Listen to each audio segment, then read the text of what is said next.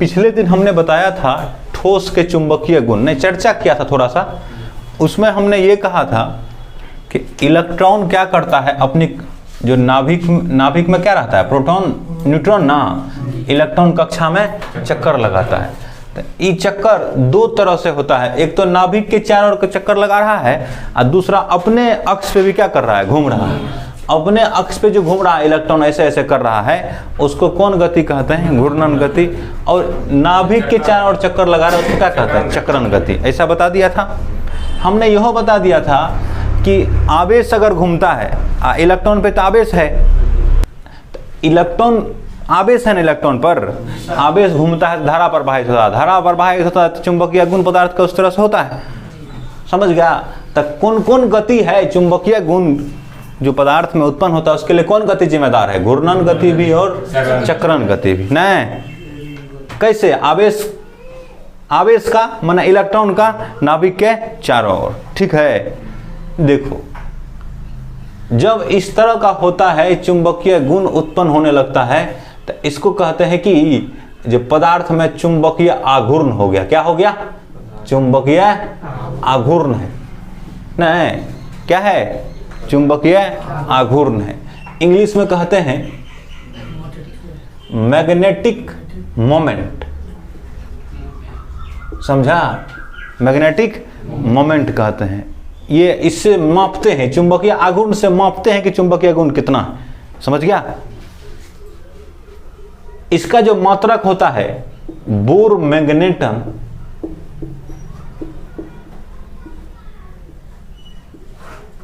Bore magneton, short में हम BM कहते हैं। क्या कहते हैं? शॉर्ट में क्या कहा जाता है इसको? बीएम कहा जाता है। और इसको संकेत करते हैं किससे? म्यू बी से। किससे? म्यू बी से। ये संकेत है किसका? चुंबकीय आघूर्ण का। ये उसका मात्रक है बोर मैग्नेटन। इसका जो कोटि होता है, ये इसका मान कितना होता है? 9.27 गुना 10 के पावर -24 एम्पियर मीटर स्क्वायर होता है। किसका? बीएम का। बीएम 1 बीएम बराबर ये होता है, बोर मैग्नेटन इतना के बराबर होता है।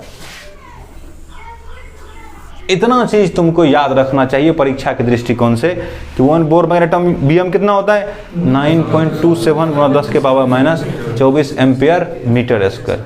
ठीक है, हम बोले क्या सब? हम बोले अभी कि जब पदार्थ के परमाणु में इलेक्ट्रॉन चक्कर लगाता है तो उसमें दो गति होता है, घूर्णन गति और चक्रण गति। इन दोनों गति या फिर इसके संयोजन के कारण क्या होता है, उत्पन्न होता है उसमें चुंबकीय गुण। उसको नापते हैं किससे? चुंबकीय आघूर्ण से, मैग्नेटिक मोमेंट से। नहीं, मापते हैं चुंबकीय आघूर्ण से। इसे किससे व्यक्त करते हैं? म्यू बी से। चुंबकीय आघूर्ण किससे व्यक्त करते हैं? म्यू बी से। इसका मात्रक क्या होता है? बोर मैग्नेटन, जिसको बीएम कहते हैं, और इसका मान कितना होता है? 9.27 गुना 10 के पावर -24 एम्पियर मीटर। कोई दिक्कत? नोट कर सकते हो इतना को।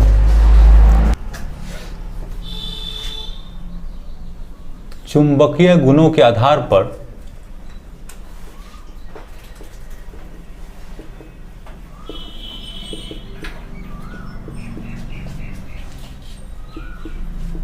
ठोसों को 5 भागों में बांटा गया है।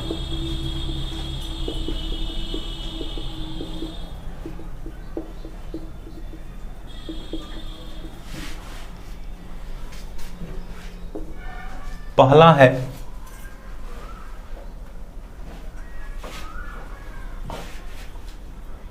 अनुचुंबकत्व,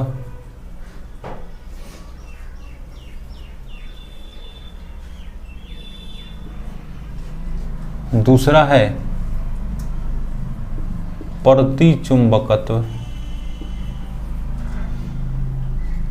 तीसरा है लोह चुंबकत्व,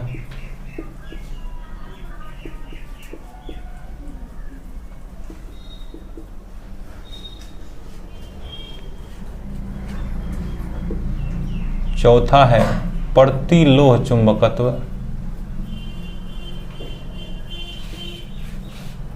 और पांचवा है फेरी चुंबकत्व।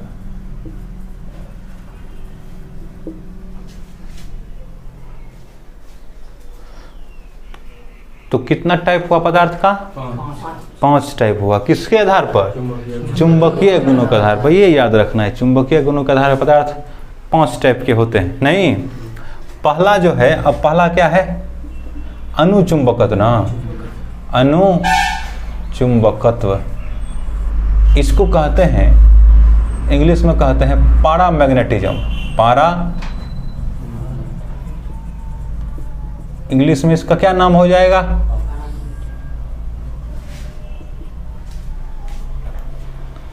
देखो, वे पदार्थ, सुन लो, वे पदार्थ जो चुंबकीय क्षेत्र में या चुंबकीय क्षेत्र को अपनी ओर आकर्षित करते हैं, इसको क्या कहते हैं? अनुचुंबकीय, अनुचुंबकत्व, पारामैग्नेटिज्म कहते हैं ना। वे पदार्थ या वे ठोस भी कह सकते थे जो चुंबकीय क्षेत्र में आकर्षित होते हैं,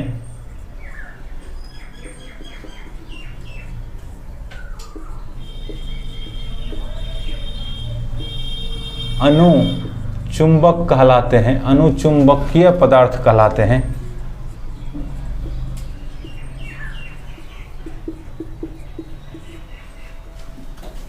तथा यह घटना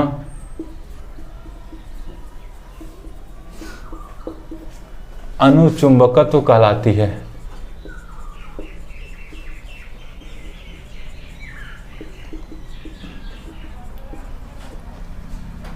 यह घटना क्या कहलाती है? देखो, यह ऐसे पदार्थों द्वारा दर्शाया जाता है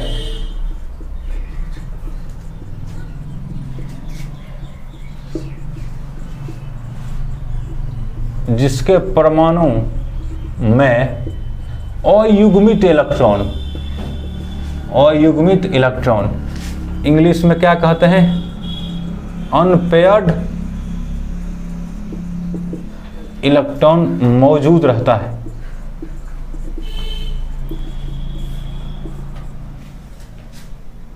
ठीक है, तो देखो, अनुचुंबकत्व किसको कहता है? वो पदार्थ चुंबकीय क्षेत्र में क्या होता है? आकर्षित होता है। चुंबकीय क्षेत्र में देगा, उसको आकर्षित कर लेगा, वो क्या कहलाएगा? अनुचुंबकीय पदार्थ का। यह घटना क्या कहलाती है? अनुचुंबकत्व कहलाती है। या फिर चुंबकीय क्षेत्र में यही आकर्षित करना, यही चुंबकीय क्षेत्र को क्या करेगा? आकर्षित कर लेगा। ये ऐसे पदार्थों द्वारा, यह ऐसे पदार्थों द्वारा दर्शाया जाता है या दिखाया जाता है, यहाँ लिखाना चाहिए, दिखाया जाता है, जिसके परमाणु में अयुग्मित इलेक्ट्रॉन मौजूद रहता है, माने जोड़ा में नहीं रहता है, अयुग्मित इलेक्ट्रॉन होना चाहिए। समझ गया? अकेला होना चाहिए। हम दिखाते हैं उदाहरण लेकर के। जैसे उदाहरण में Cu2+ लेगा, कौन?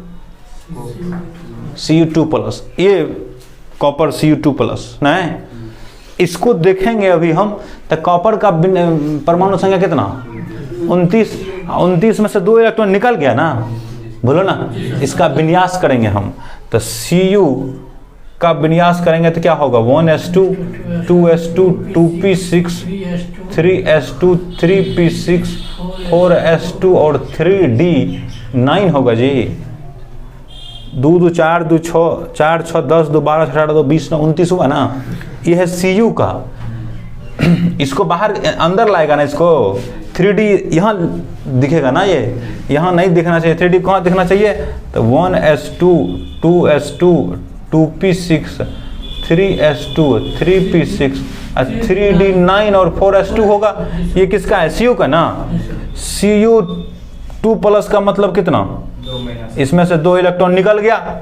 तो तब कहाँ से निकलेगा? इलेक्ट्रॉन जब भी निकलता है तो बाहरी कक्षा से निकलता है, तो बाहरी कक्षा ये ना है, इससे इलेक्ट्रॉन निकल गया तो 4s2 निकल जाएगा। तो क्या हो जाएगा? 1s2, 2s2, 2p6, 3s2, 3p6, 3d9 और खत्म। 4s नहीं होगा, 4s में 0 हो जाएगा, नहीं हो जाएगा, तो छोड़ देते हैं, नहीं लिखते हैं नहीं। अब इसको देखेंगे अनपेयर्ड इलेक्ट्रॉन कैसे होगा। तो 1s का ऐसे न बनाते हो, याद है ना, बनाया था। 2s देखो ना, जुड़ा लगा ना, इलेक्ट्रॉन ऐसे बॉक्स में ऊपर नीचे तीर होते, इसका मतलब जुड़ा लगा हुआ है। 2p6 3 को बॉक्स होगा ना, सब में जोड़ा लगल है। अरे 3 गो बॉक्स है, 6 गो इलेक्ट्रॉन है, जोड़ा लगल है।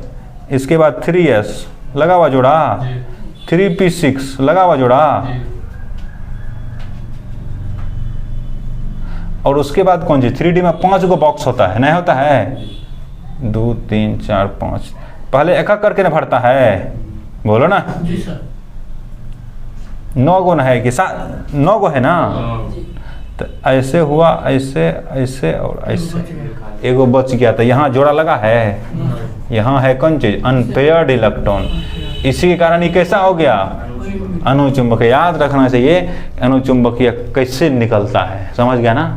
हम जब तुमको कोऑर्डिनेशन कंपाउंड पढ़ाएंगे इनऑर्गेनिक केमिस्ट्री में, तो उस समय हम बताएंगे कि जिसमें अनपेयर्ड इलेक्ट्रॉन तो रंगीन होता है। कैसा होता है? तो ये कहा जाएगा कि किसमें से कौन रंगीन है, कौन रंग प्रदर्शित करेगा, रंगीन होगा तो कौन होगा? ये जिसमें अनपेयर्ड इलेक्ट्रॉन, तो ये दिखाएगा ना। जिसमें रंगीन नहीं होगा वो नहीं, जिसमें अनपेयर्ड इलेक्ट्रॉन नहीं होगा वो क्या होगा? रंगीन नहीं होगा, वो रंगहीन होगा। बात समझ रहा है? ये भी यहाँ थोड़ा ध्यान रखना है। जैसे ये Zn++ में होता है, Zn करेगा ना, कॉपर के बाद जिंकेन होता है, Zn लेता है ना Zn, तो यहाँ कितना होता है? 3D10 हो जाता है ना। Zn++ करता है क्या होता है? 3D10 होता है, भरल रहता है ना ये। तो कैसा होता है? रंगहीन। रंगहीन जिसमें अनपेयर्ड इलेक्ट्रॉन रहता है वो रंगीन, अनपेयर्ड रहता है। अनपेयर्ड मैंने जोड़ा, बिना जोड़ा का, जैसे ई है बिना जोड़ा का है ना, तो ई रंगीन है। जिसमें जोड़ा खाली होगा वो कैसा होगा? रंगहीन होगा। समझ आया ना? बिना रंग का होगा। बात क्लियर है? इतना समझ में आ रहा है कि ये किसके द्वारा अनुचुंबकत्व उस पदार्थ द्वारा दर्शाया जाता है जिसके परमाणु में क्या होता है? अयुग्मित इलेक्ट्रॉन होता है, माना बिना जोड़ा वाला इलेक्ट्रॉन होता है। कोई दिक्कत? यही ना, ये इलेक्ट्रॉनिक विन्यास है। ये थोड़ा जैसे उतारता है उतारने दो। इलेक्ट्रॉनिक विन्यास में क्या होता है कि देखो अभी हम ऐसे लिखाया था ना, ऐसे ही कौन चीज है? अब ला देखो, ये सब ने बताएगा तो हम नहीं बताएंगे। अगला जब हम पढ़ा रहे हैं जो सब ने बताएगा तो हम पीछे का नहीं बताएंगे। ये कौन चीज है? ये बोलो, तुम बोलो, तुम उसको बोलना। तो जो पूछता है ये सब कौन चीज है? इसको क्या बोलते हैं?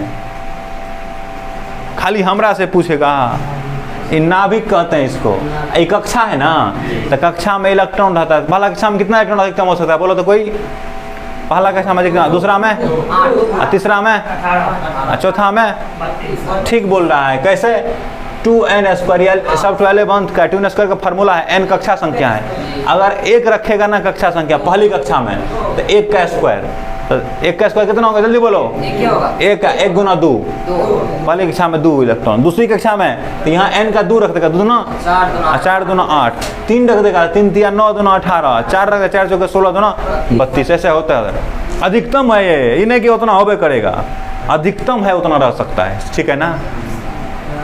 अब इसी को क्या करता है? ये तो कक्षा हुआ ना, फर्स्ट कक्षा, ये सेकेंड कक्षा, ये थर्ड कक्षा, इसके बाद होता था क्या होता? फोर्थ। इसमें भी क्या होता है? उपकक्षा होता है। पहली कक्षा में क्या गो? उपकक्षा एक ही। दूसरी कक्षा में क्या गो? 2 गो। ज्यागो कक्षा उतना उपकक्षा, तो 2s और 2p। तीसरी कक्षा में क्या गो? उपकक्षा 3 गो, 3s 3p और 3d। चौथी में कितना? 4s 4p 4d और 4f। पांचवें में कितना? 5s 5p 5d 5f 5g। छठी में कितना? 6x 6p 6d 6f 6g 6h। इस सब का यूज नहीं पड़ता है, जी का आज तक उपयोग नहीं पड़ा है। एफ का खाली पड़ा है, जी का उपयोग आज तक नहीं पड़ा। बात बुझाई कैसे हुआ? अभी तक समझा? अब इलेक्ट्रॉन जो जाएगा तो इतना टाइप के हो गया लेने वाला, 1s 2s 2p। तो एगो क्रम बना हुआ है। सबसे पहले इलेक्ट्रॉन किस में जाएगा? अभी उतना में हम नहीं जाएंगे। 1s में जाएगा, तब कितना में जाएगा? 2s में, तब 2p, तब 3s, तब 3p, तब क्या होता? 4s न रे, तब कितना? 3d, तब कितना? 4s 4p न होगा। देखो अब हम सिस्टम से बनाने जा रहे हैं। जैसा होता है ये सब कट जाएगा, ये सब नहीं रहेगा इसमें। 1s क्या बोले? 2s में क्या को उपकक्षा? 2 को। 3s 3p 3s में 3 गो ना, तब उसके बाद क्या 4s में क्या गो 4 गो, 4p 4d और देख रहा है ना फर्स्ट में पहली कक्षा में 1 गो, दूसरी कक्षा में 2 गो, तीसरी में 3 गो, उतार लेना इतुरार के 5s 5p 5d 5f और 5g ऐसा होगा। 6s 6p 6d 6f 6g 6h होगा, नहीं भी हमको जरूरत पड़ता है उसका। 7s अब 17 दिन यही बताएंगे। 7s 7d 7p ना होगा, 7d 7f इधर करने की जरूरत पड़ेगा। 7g होता 8s तक का जरूरत पड़ता है। 8s 8p 8d 8f ठीक है। अब देखो कैसे इसमें ये कैसे ख्याल रखते हैं, वो मिटा दिया। सबसे पहले इधर मारेंगे तीर सीधा कोना कोनी एकदम, एक को जरा गड़बड़ी नहीं होना चाहिए। इधर तीर मारा तब फिर इधर मारा, फिर इधर मारा, फिर इधर मारा, सीधा एकदम पड़ना चाहिए तब जाके सही होगा। इतने तक थोड़ा याद रखना है। कुछ कुछ किताब में क्या करेगा वो ऐसे तीर ले जाता है, ऐसे करके घुमा देता है, यहाँ लेके चल आता है, फिर ऐसे करके जाता है, ऐसे करके घुमा करके ऐसे करके लेके चल आता है। ऐसा भी होता है, जैसे तुम्हारा सुविधा हो वैसे तुम कर सकते हो। हमको उससे मतलब नहीं है, हमको खाली क्या होना चाहिए, याद रहना चाहिए ये हो कैसे रहा है, बस हो गया।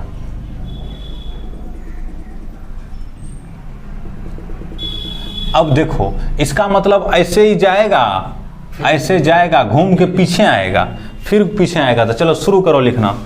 1s सबसे पहले, उसके बाद कौन ओकरा बोलने देना, तब बोलो 2p, तब 3s, तब 3p, तब 4s ना, तब क्या होगा 3d, तब 4p, तब क्या होगा 5s, तब 4d न होगा, तब वही ने लिखा था, तब क्या होगा 5p, तब 6s, तब कितना होगा 4f, 5d, 6p, 7s, 5f ना होगा, 6d, 7p और 8s। अब बता देता हूं तुमको मैं, s में अधिकतम कितना इलेक्ट्रॉन होता है, जल्दी बोलो 2, p में अधिकतम 6, d में अधिकतम 10 और f में अधिकतम 14 इलेक्ट्रॉन। अधिकतम का बात कर रहे हैं, यहाँ देख लो d में अभी 9 इलेक्ट्रॉन है, ये है 1s2 वाला है ना रे, ये 1s 2s 2p 3s 3p और 3d।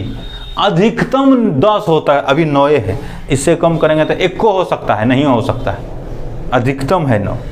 तो इसमें s में अधिकतम 2 को ना, तो यहाँ क्या लिखेंगे 2 रे, सब में मान लेते हैं कि ये पूरा भर गया, तो इसके बाद ही भरना है। पूरा भर गया मतलब अधिकतम ले लिया, मैंने 2 को ले लिया ये तब कितना 2s 2p 2p 6 3s2 3p6 4s2 3d10 4p6 ना होगा, 5s2 4d10 5p6 6s2 4f14 5d10 6p6 ना होगा, 7s2 5f14 6d10 7p6 8s2। अगर ऐसे करते चलते हैं तो हम देखो कहाँ तक पहुँच जाएंगे, कितना तक 2 2 4 6 10 2 12 इलेक्ट्रॉन गिन रहे हैं, 12 6 18 2 20 10 30 6 36 2 38 10 48 6 54 2 56 14 70 10 80 6 86 2 88 88 14 102 न होगा, 102 और 10 112 6 118 और 2 120 परमाणु संख्या तक वाला, जिस तत्व का परमाणु संख्या 120 तक होगा उसको इतने के द्वारा लिख सकते हैं।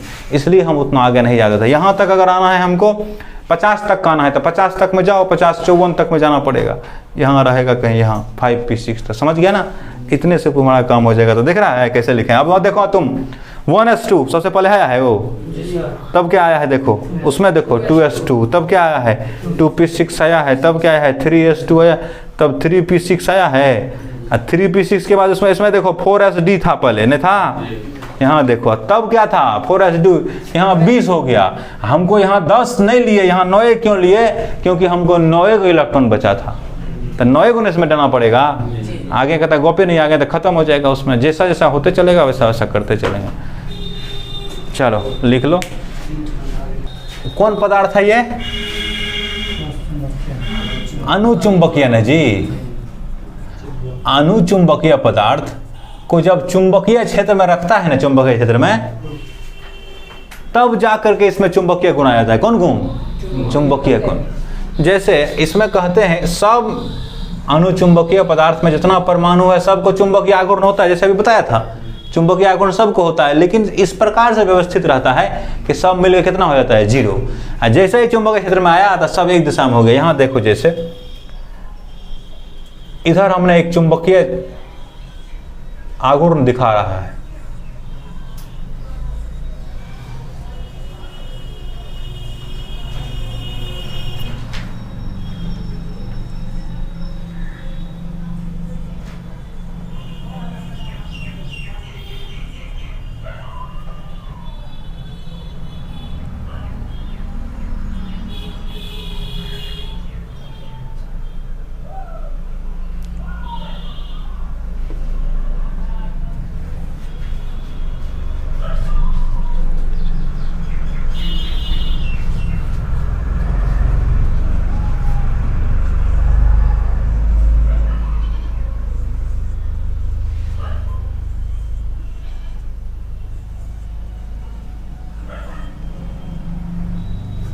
अच्छा देखो तो बैलेंस हुआ टोटल। ऊपर वाला है ना, मान लो ऊपर वाला कैसे है, इलेक्ट्रॉन जब ऐसे घूम रहा है, इलेक्ट्रॉन कैसे घूम रहा है? ऐसे क्लॉकवाइज, ऐसे जो घूम रहा है ऐसे क्लॉकवाइज, तो ये वाला है तो एंटी क्लॉकवाइज घूम रहा है, तो इधर वाला नीचे वाला है ना। तो अभी देखो टोटल बैलेंस हुआ। ऊपर कितना? 1 2 3 हैं, 4 5 6 7 नहीं हुआ। नीचे 1 2 3 4 5 6 और 7 टोटल बैलेंस हुआ ना। अभी चुंबक क्षेत्र नहीं दिखाएगा, जैसे ही इसको चुंबक क्षेत्र में रख देगा, ये ऐसा है और चुंबकित है, अभी बिना माना चुंबकीय क्षेत्र में इसको नहीं रखा गया है। चुंबकीय क्षेत्र में जैसे ही रखेगा इसको, चुंबकीय क्षेत्र में रखने के बाद क्या होगा? चुंबकीय क्षेत्र के प्रभाव में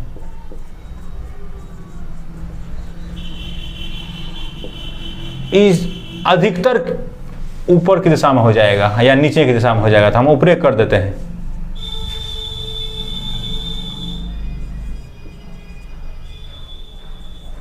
हो गया।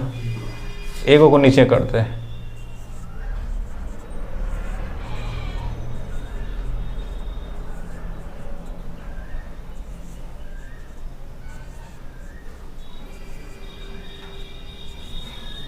ये किस स्थिति में है? चुंबकीय क्षेत्र जब लगा देता है तब ऐसा हो जाता है। समझ गया? सब किसका दिशा के किधर होता है? एक ही दिशा में, ज़्यादा, अधिकतर, पूरा का पूरा नहीं, अधिकतर। समझ गया? इसको और कैसे दर्शाते हैं, ऐसे भी तुमको ग्राफ मिल जाएगा, पिक्चर मिल जाएगा इसका, कि अगर ये चुंबकीय पदार्थ है, जैसे ये चुंबकीय क्षेत्र है, इधर देख रहा है, ऐसे चुंबकीय क्षेत्र है। जब इसी चुंबकीय क्षेत्र में चुंबकीय पदार्थ को रख देता है, अनुचुंबकीय पदार्थ को, तो ये कैसे होता है? जैसे यहाँ अब रखल है, कौन रखल है? अनुचुंबकीय पदार्थ। ये है अनुचुंबकीय पदार्थ। ये अगर रखा हुआ तो ऐसे ही चुंबकीय क्षेत्र जा रहा था, जो ऐसे जा रहा था ऐसे, अब वो ऐसे होके जाएगा उसको टच। हाँ, इसमें ज़्यादा आ गया, इसमें प्रवेश कर गया। जो ऐसे जा रहा था ऐसे, फिर ऐसे होके जाएगा। ये देखो ना, पहले सीधा जा रहा था ना, चुंबकीय पदार्थ है, इसमें चुंबकीय पदार्थ अपनी ओर आकर्षित कर लिया ना। किसको? चुंबकीय क्षेत्र को अपनी ओर क्या कर लिया? आकर्षित कर लिया। यही है कौन पदार्थ? अनुचुंबकीय पदार्थ। चलो समझा पूरा? ऐसे होगा, क्या करता है? चुंबकीय क्षेत्र को अपनी ओर आकर्षित कर लेता है। उसमें अगर ये देखेगा अलग अलग परमाणु का, तो पहले क्या रहता है? जितना ऊपर उतना ही नीचे, और जब चुंबकीय समय ले जाता है तो अधिकतम ऊपर, कम में क्या? नीचे। ठीक है? इसका उल्टा होगा प्रति चुंबकीय में। जितना चीज बताए हैं अभी, सबका क्या होगा? उल्टा होगा। समझ रहे हैं बात? चलो।